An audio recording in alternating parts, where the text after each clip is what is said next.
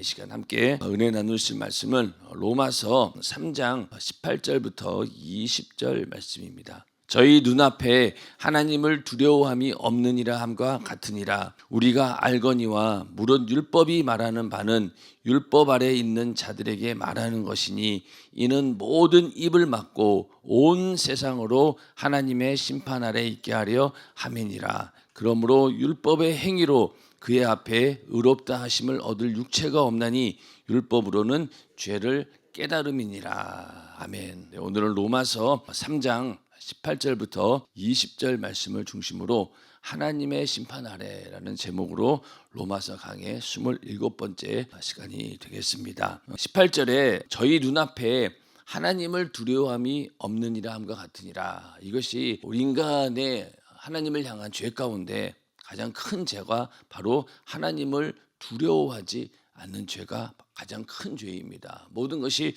여기에서 시작되었다라고 볼 수 있죠. 그리고 시편 36편 1절에 보면은 악인의 죄얼이 내 마음에 이르기를 그 목전에는 하나님을 두려워함이 없다 하니. 그러니까 악인은 하나님을 두려워하지 않는다는 거예요.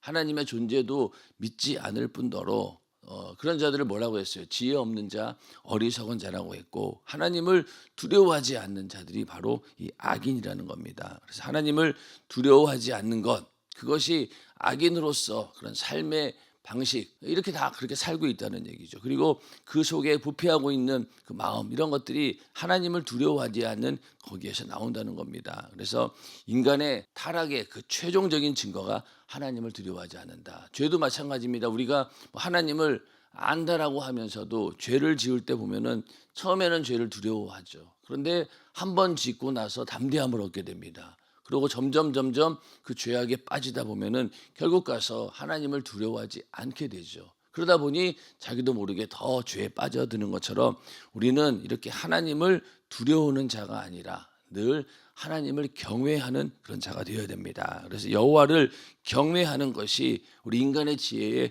근본이다라고 말씀을 하셨습니다. 그러니까 우리는 하나님을 두려워하는 것도 심판받지 않으려고 하나님 앞에 두려운 마음을 갖는 것도 있지만은 경외하는 마음, 두려움과 함께 하나님을 사랑하고 또 하나님을 존경하고 공경하고자 하는 그런 마음 가운데 있는 그 두려움이 바로 경외입니다. 우리는 하나님을 두려워하되 경외하는 마음으로 하나님을 두려워해야 되는 것이죠. 근데 만약에 그런 경외하는 마음조차 없다라고 하면은 우리가 하나님을 함부로 대우할 수 있다라고 하는 겁니다. 하나님 말씀대로 살려고 하고 또 하나님께서 정한 법대로 살려고 하는 그 자체가 바로 하나님을 경외하는 것입니다. 그냥 무턱대고 신앙생활 하는 것이 아니라 하나님이 만들어 놓은 법 안에서 그 질서 안에서 어떻게든 그 신앙생활을 하려고 하는 그 마음 자세 그 자체가 바로 하나님을 경외하는 것입니다. 인정하시면 아멘 하시기 바랍니다. 그러나 그냥 자기 멋대로 예물 드리는 것도 그렇고 또 예배 드리는 것도 그렇고 모든 신앙생활을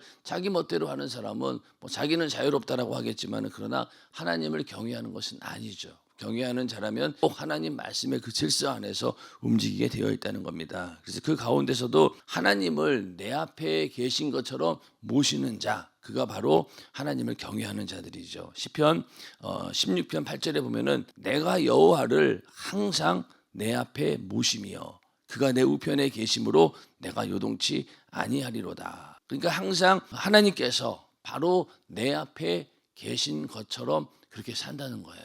물론 성령이 우리 안에 임하셨기 때문에 우리는 이미 우리 안에 성령께서 함께하고 계십니다. 그런데 그렇지만은 성령님께서 우리와 함께하고 있음에도 불구하고 우리의 신앙생활이 어떻습니까? 하나님이 과연 내 면전에 있는 것처럼 그렇게 신앙생활을 하고 있느냐는 거죠. 그래서 우리의 하나님을 향한 그 진실된 경외하는 마음, 하나님에 대한 믿음이 있는지 없는지 가장 확실하게 알 수 있는 방법은 아무도 없을 때, 사람의 눈에 보이지 않을 때, 나 혼자 있을 때 하나님과의 관계가 어떠냐라고 하는 것이 거기에서 우리는 판단할 수 있다는 거예요. 사람들의 눈을 의식해서 우리는 죄를 안 지을 수 있어요. 또 뭐 생각하고 뭐 속으로 짓는 거야 뭐 아무도 모르겠지만은 겉으로 짓는 그런 행동들 옆에 사람들이 있으면은 조심할 수밖에 없지요. 그러나 아무도 없을 때 혼자 있을 때 과연 내가 하나님 앞에 그 은밀한 죄를 이길 수 있는 자신이 있는가? 그런 믿음이 있는가 우리는 점검해 보아야 됩니다. 그래서 이러한 하나님 앞에서 항상 하나님께서 내 앞에 있다라고 하는 그런 말을 라틴어로 코람데오라고 합니다. 아마 여러분도 많이 들어보셨을 거예요. 코람데오의 신앙을 가져야 됩니다. 이 얘기는 뭐냐면 하나님 앞에서 그런 삶을 살라는 거예요. 하나님이 안 보이는 것처럼 함부로 살지 말고 하나님이 앞에 계신 것처럼 살라. 그분의 눈길을 의식하며 살라라고 하는 그런 말이죠. 이게 바로 우리에게 필요한 신앙입니다. 반대말은 뭐냐면요, 사람 앞에서예요. 하나님 앞에서의 반대말은 사람 앞에서입니다. 사람 앞에서는 다들 뭐 믿음 좋아 보일 수 있어요. 그러나 진정으로 하나님과 단독으로 있을 때 과연 내가 어떠한 믿음을 가지고 있느냐, 이것이 중요하다는 거죠. 그래서 하나님이 늘 항상 내 안에 계시죠. 우리는 그렇기 때문에 더 우리는 하나님을 경외할 수 있다는 겁니다. 성령 하나님께서 우리와 함께 하시니까. 그래서 하나님 앞에서 이렇게 늘 하나님이 나를 보고 있다라고 하는 그런 경외심을 가지고, 두려움을 가지고 우리는 두렵고 떨림으로, 그래서 너희 구원을 이루라라고 하신 말도 거기에 해당되는 것입니다. 그래서 경외함은 경건한 두려움을 말하는 것이고, 두렵고 떨림, 이것이 바로 경외심을 말하는 겁니다. 그래서 히브리서 12장 28절 29절 말씀인데요, 한번 같이 읽어보겠습니다. 시작. 그러므로 우리가 진동치 못할 나라를 받았은즉 은혜를 받자. 이로 말미암아 경건함과 두려움으로 하나님을 기쁘시게 섬길지니 우리 하나님은 소멸하는 불의심이니라. 여기 보면은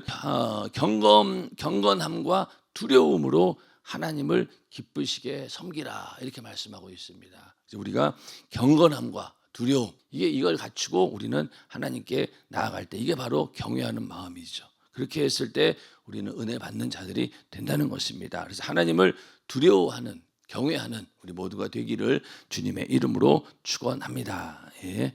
그래서 19절에 가서 우리가 알거니와 모든 율법이 말하는 바는 율법 아래에 있는 자들에게 말하는 것이니 이는 모든 입을 막고 온 세상으로 하나님의 심판 아래에 있게 하려 함이니라. 이 말씀은 이제 어디에서 시작되었냐면 1장 18절, 이 말씀에서 시작되었어요. 하나님의 진노가 불의로 진리를 막는 사람들의 모든 경건치 않음과 불의에 대하여 하늘로 쫓아 나타나나니. 자, 그러면서 먼저 누구를 얘기했습니까? 이방인들을 얘기했죠. 이방인들에게 하나님의 진노와 심판이 그대로 임할 것이다. 그러면서 이방인들의 죄악을 쭉 나열을 했습니다. 그러다가 이제 그 화살이 어디로 갑니까? 이제 유대인들에게 갔잖아요. 유대인들에게 가서 너희들이 하나님 말씀을 가지고 있는 자들이고 또 하나님께 택하신 선민이라고 그러고 있지만, 그러나 너희들도 이방인과 다를 바 없이 오히려 더 하나님의 심판이 임할 것이다. 그러면서 그들이 가지고 있는 율법에 대해서 오해하고 있는 부분, 또 할례에 대해서 너희들 잘못 알고 있는 부분, 이렇게 얘기하면서 모든 사람들이 다 죄인이다. 의인은 없나니 하나도 없다. 이렇게 하나님께서 말씀하셨고, 로마서 1장 18절에 대한 결론, 모든 주제를 다 요약하고 있는 것이 바로 19절 20절 말씀이기도 합니다. 그러니까 유대인들이나 이방인들이 하나님의 진노 아래에 있다라고 하는 것을 사도 바울은 입증한 거예요. 맞습니까? 그래서 오늘날 우리까지도 이 말씀을 들으면서 야, 나도 절대로 예외가 아니구나. 그래서 우리가 하나님 앞에 나는 죄인입니다 라고 하는 그런 고백이 그냥 뭐 겸손하지 하려고 하는 게 아니에요. 하나님께서 우리를 이렇게 철저하게 죄인으로 몰고 가는 이유가 뭘까요? 그것은 먼저는 회개하고 예수의 피의 공로 만나서 죄사함 얻을 수 있는 은혜를 주기 위함인 것이고, 또 그 이면에는 뭐가 있습니까? 죄를 짓게 하는 자는 마귀 역사예요. 마귀 역사에 너희가 그 지배에서, 그 권세 안에서 나올 수 있는 방법이 우리에게는 없다는 거예요. 우리에게는 없다는 거예요. 우리가 죄인임을 인정하는 것이 이게 좀 연약해 보이는 모습이지만, 그러나 마귀의 권세 아래서 빠져나올 수 있는 방법은 회개하고 죄사함 받는 것밖에 없다는 거예요. 그러니까 모든 사람들을 싹 다 죄인이라고 인정하지 않으면은 절대로 그 권세에서 벗어나올 길이 없는 겁니다. 자, 우리가 예수를 믿고 예수님께서 내 죄를 대신 담당해 주시고 십자가에 달려 피 흘려 죽으시고 나를 구원해 주셨습니다 라는 그 죄사함의 은혜를 안다라고 하는 것은요, 그 순간 우리는 마귀의 권세에서 나오게 되는 거예요. 그래서 이 땅에는 하나님의 은혜 아래 있는 자하고 또 죄 아래 있는 자하고 마귀의 권세 아래 있는 자하고 둘밖에 없다고 했잖아요. 우리가 회개하고 돌이키고 예수의 피를 만나는 순간 우리는 하나님의 은혜 안으로 들어오는 자가 되는 거예요. 그러니 마귀 역사를 이길 수 있는 방법은 이 방법밖에 없는 거예요. 그러니 하나님께서 너희는 죄를 벗어날 길이 없다. 율법을 아무리 너희가 온전히 지키려고 했지만 율법으로는 너희들이 의로워질 수 없다. 이렇게 말하는 이유는 그거 가지고는 마귀를 이길 수 없다는 겁니다. 그래서 우리가 마귀 역사를 이길 수 있는 유일한 방법은 예수의 피의 공로 의지해서 회개하고 나오는 길밖에 없다는 거예요. 그리고 그 전에 죄를 짓지 않기 위해서 하나님 말씀대로 살고 또 죄를 아예 그냥 사전에 차단시키기 위해서 어떻게 하라고 했어요? 성령 충만함으로 무장해야 된다. 그러면 죄가 처음에 들어올 틈이 없어요. 그리고 어쩔 수 없이 지은 죄에 대해서는 또 예수의 피의 공로로 회개하고 그러니 마귀 역사가 꼼짝없이 질 수밖에 없는 것이죠. 마귀 역사로부터 이기기 위해서 하나님께서는 이렇게 우리 인간들을 싹 다 죄인으로 몰아넣고 있는 겁니다. 그러면서 모든 입을 막는다라고 이렇게 말씀하고 있죠. 모든 입을 막고, 자, 모든 입을 막는다라고 하는 것은 아무런 할 말이 없도록 우리 인간을 만든다는 거예요. 자, 모든 입을 막는다라고 했을 때 이러한 어떤 그 유형이 몇 가지가 있는데 그 성경에 보면은요, 먼저 이 누가복음 18장 9절부터 14절에 기도하러 온 바리새인과 세리의 이야기가 나옵니다. 여기서 바리새인은 어떤 기도를 했습니까? 자기가 얼마나 대단한 사람인가, 내가 얼마나 의로운 사람인가, 이걸 과시하기 위해서 기도합니다. 그래서 자기의 의를 막 드러내죠. 내가 금식을 이렇게 했고 내가 하나님께 구제를 이렇게 했고 자기의 의를 잔뜩 늘어놓습니다. 율법을 지켰습니다 이러면서. 그러고 나서 그걸로 끝났으면 좋았을 텐데 옆에 있는 기도하는 세리를 보면서 나는 저런 세리처럼 살지 않았습니다라고 남을 정죄하고 비방하고, 그리고 나는 저들과는 전혀 다른 사람입니다 이러면서 자기가 행한 일 또 행하지 않은 일들을 쭉 늘어놓으면서 하나님 앞에 자기의 의를 막 드러냅니다. 그런 모습을 보고 하나님께서는 어떤 심정이냐, 입을 막기를 원하시는 거예요. 네가 말이 많구나, 자기 의를 드러내느라고 저렇게 말을 많이 하는구나. 그런 입을 막아버린다는 거예요. 그래서 이것은 하나님께 나아가는 올바른 모습이 아니라 하나님께 나아가기 위해서는 세리와 같이 기도해야 된다. 세리의 기도는 뭐였습니까? 멀리 서서 감히 눈을 들어 하늘을 우러러보지도 못하고 다만 가슴을 치며 가로되 하나님이여 불쌍히 여기옵소서 나는 죄인이로소이다 하였느니라. 이런 모습으로 나아오라는 거예요. 하나님께 기도하되 회개의 기도가 그렇기 때문에 가장 중요하다는 거 아니겠습니까? 먼저 하나님께 이렇게 회개하는 모습으로 나와야 되는 것이지 자기 의를 드러내면 하나님께서 입을 닫으라는 거예요.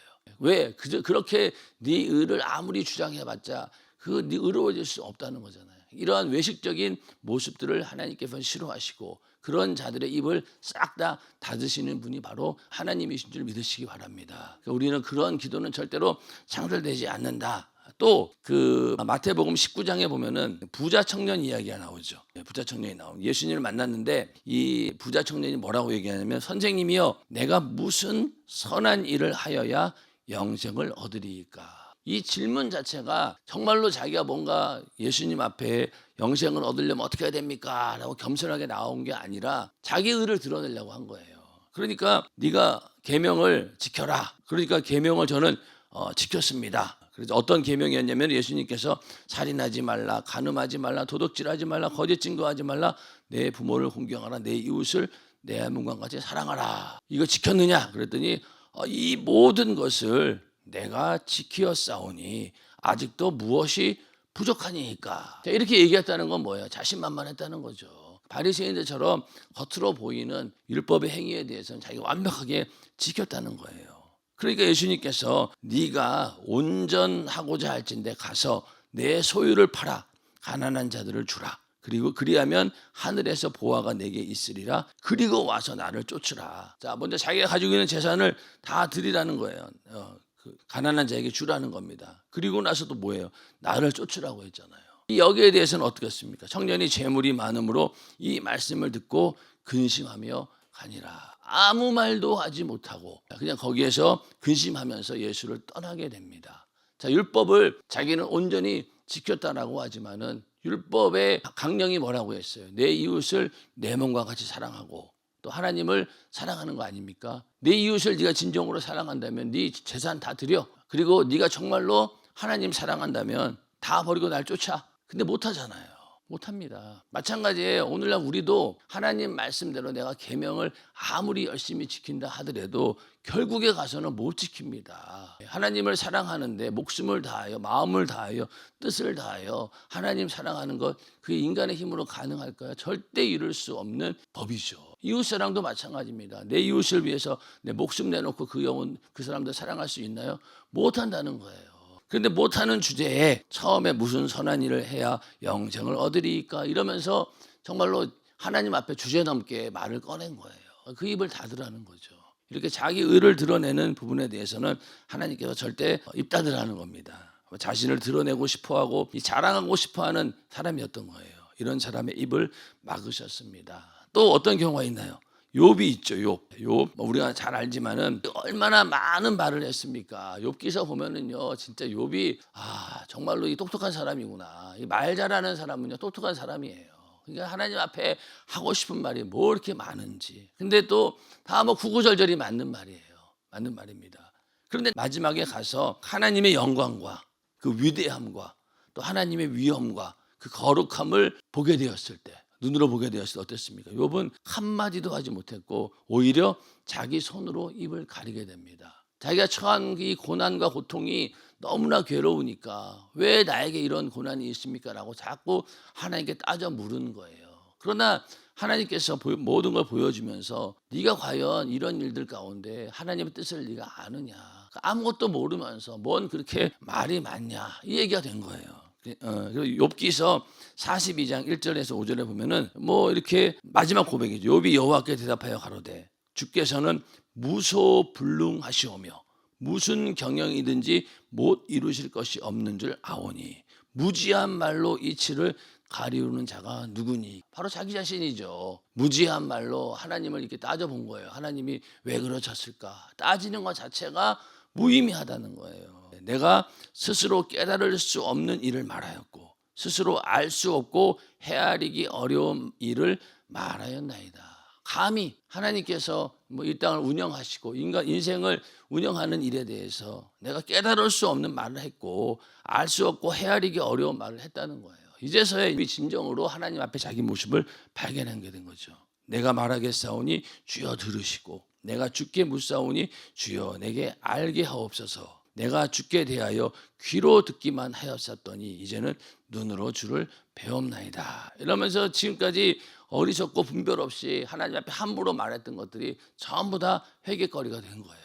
그리고 이제는 내가 그동안은 귀로 듣기만 하였었더니 실제적으로 하나님의 실체에 대해서 모르고 그냥 그러고 살았는데 이제 하나님을 직접 만나고 보니 나는 너무나 초라한 자고 그 앞에서 아무런 변명도 할 수 없는 그런 존재라는 사실을 욥은 고백을 하게 된 겁니다. 우리도 마찬가지입니다. 하나님을 경외한다라고 하면은 하나님 앞에 아무런 할 말이 없는 거예요. 그러니 마지막 심판 받고 지옥에 떨어진 자들이라 할지라도 핑계할 수 없다잖아요. 아무런 할 말이 없다는 거예요. 왜? 하나님의 공의 앞에 또 하나님의 그 은혜와 사랑 앞에 오히려 심판을 받으면 받았지 거기에 대해서 어느 누구도 이 일을 제기할 수 없게 하나님께서 다 만들어 놓으신 거예요. 그렇지 않습니까? 그러니까 우리가 지옥 가면은 할 말 없지요. 네 죄를 대신 담당해서 하나님의 아들이 죽었는데 너 그 얘기 들었어 못 들었어? 들었는데요. 근데 왜 안 믿었어? 할 말 없어요. 그렇지 않습니까? 또 모든 사람들이 양심에 비추어 봤을 때 하나님께서 모든 하나님의 신성과 이런 것들을 다 알 수 있도록 보여주셨는데 몰랐다고 하면은 그게 다 거짓말이 되고 그러니 거기서 지옥에 가서는 어느 누구도 이 일을 제기할 수 없다는 겁니다. 그 전에 우리는 이미 하나님 앞에 죄인이기 때문에 더 이상 할 말은 없는 겁니다. 이러한 할 말이 없게끔 일부러 하나님께서 다 입을 막아 놓으신 거예요. 그러면서 온 세상으로 하나님의 심판 아래 있게 하려 함이라. 이렇게 입을 다 막고 어느 누구도 자기 의를 드러낼 수 없을 정도로 너희는 죄인이다. 인간 중에 의인은 하나도 없다라고 이렇게 완전히 말씀을 하고 있는데 이 하나님의 심판 아래 있게 하려 함이라고 하는 말은요. 죄 때문에 하나님의 형벌을 받아야 마땅하다는 거예요. 이 얘기는 하나님의 법정에 나가서 네가 그 죄에 대해서 책임을 져야 된다는 겁니다. 죄책이라고 하죠. 죄책. 죄에 대한 책임. 그게 우리에게 있다는 거예요. 이 죄에 대한 책임을 어떻게 피할 것인가? 하나님과의 바른 관계를 가지고 화해하는 것 외에는 방법이 없는 거예요. 자, 이 말씀을 보면 누가복음 12장 58절 59절에 있는 말씀을 잘 보셔야 됩니다. 자, 네가 너를 고소할 자와 함께 법관에게 갈 때 길에서 화해하기를 힘쓰라. 자, 내가 어떤 고소를 당했어요. 소장을 받았습니다. 그래서 이제 법관에게 가는 거예요. 고소할 자와 함께. 우리 법관에게 법적으로 한번 따져보자. 그러고 이제 같이 가는 거예요. 그런데 길에서 어떻게든 화해하기를 힘쓰라는 거예요. 저가 너를 재판장에게 끌어가고 재판장이 너를 관속에게 넘겨주어 관속이 오게 가둘까 염려하라. 자, 여기서 만약에 길에서 합의를 보지 않으면요, 결국 어떻게 된다는 거예요? 내가 재판장에 넘겨지고 옥에 가둠을 당한다는 거예요. 옥에 갇힌다는 거예요. 합의가 안 되면은 소송해가지고 제일 먼저 시도하는 게 뭡니까? 합의잖아요. 폭행이든 뭐든 간에 일단 합의해서 합의금 물고 서로 합의가 되면은 일단 깜빵 가는 건 면해요. 맞습니까? 아주 뭐 큰 죄가 아닌 이상, 그렇죠? 그래서 서로 화해해가지고 일단은 거기서 화해만 하면은 감옥에는 안 들어가요. 죄값을 거기서 치를 수 있다는 거예요.